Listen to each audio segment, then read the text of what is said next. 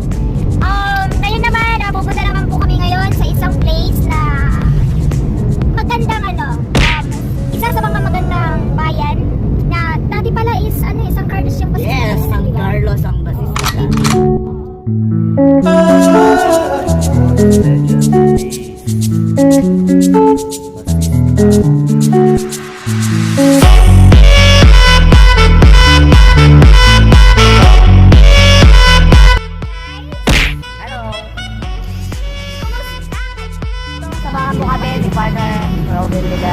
Baway na sa ating mga manonood.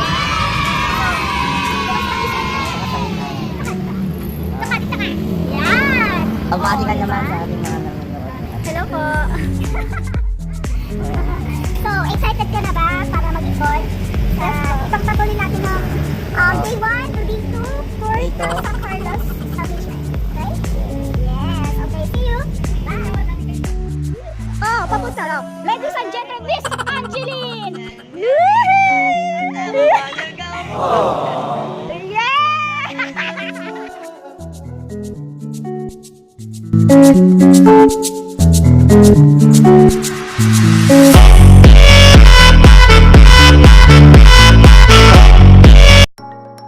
Guys, papunta tayo sa Magtaki.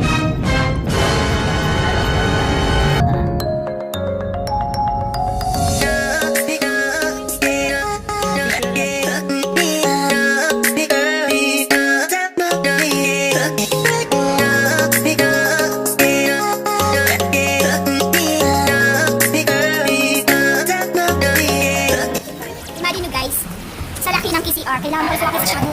Shadow nila, ang ganda. Diba? Diba? Kita nyo? Kita nyo yan? Ang ganda! Ay! Yan. So, tingnan nyo si Chris.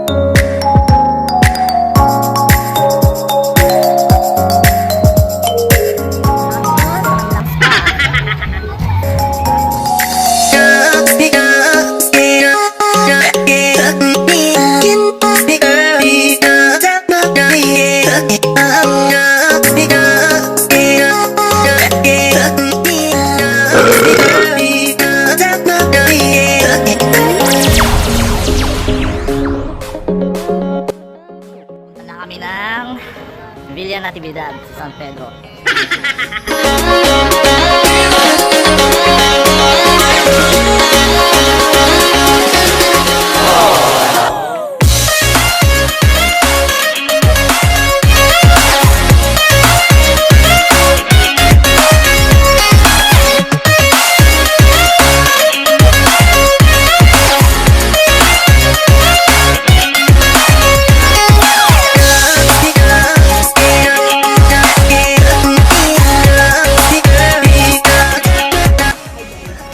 Alam niyo ba, yung partner ko kung nasaan at anong ginagawa?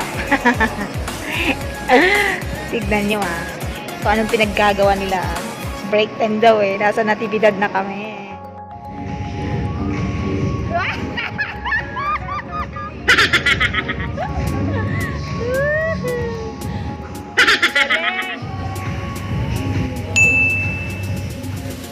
Yes po, punta lang po sila. Malapit lang po tayo sa palengke. Near town lang po tayo. Tabi siya ng Ozon Pigar-Pigar ng San Carlos. Yes. Ay, may bayad!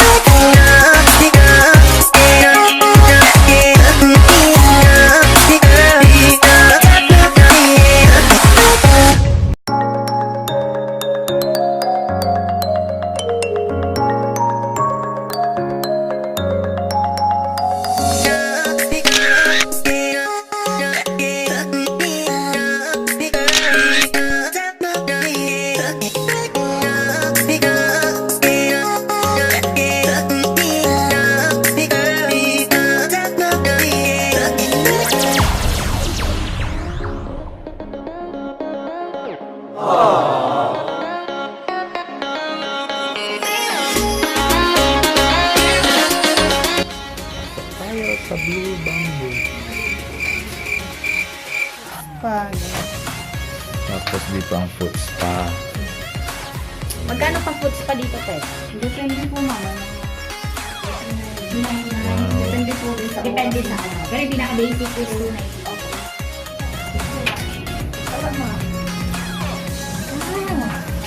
Wow. May pa-under ang VIP. Dito pala. May may jacuzzi. Dito po may jacuzzi. Magkano naman ang rate dito sa dito? 1.5 po, ma'am. Yung package na po. Package na yun. Ilan? Dalawa? Mono of San Carlos City.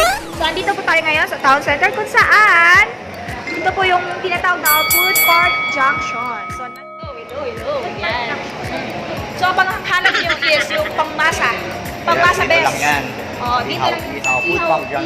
So, tara, silipin natin. Silipin natin, best. Kung anong mayroon kay ihaw-ihaw.